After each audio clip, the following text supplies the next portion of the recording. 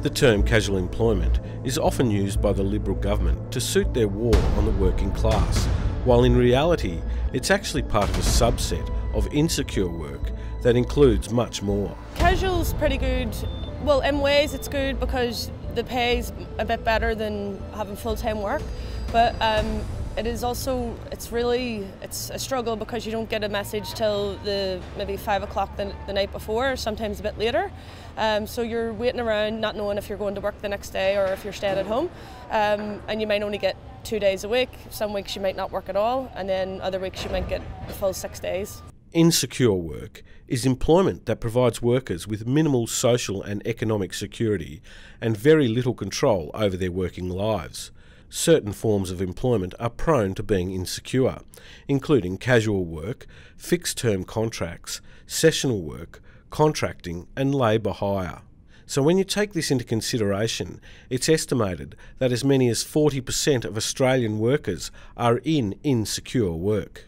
It's often women workers that are first put onto casual work and insecure work.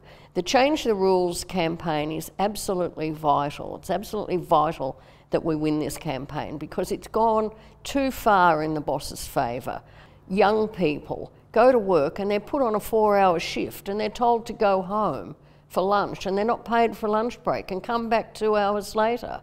You know, I've got nieces and nephews who are working in the most uncertain way and they feel as though they've got to go cap in hand. The rate of casual employment may have remained steady, but it's a different story when you look back over 35 years and you use the term insecure work.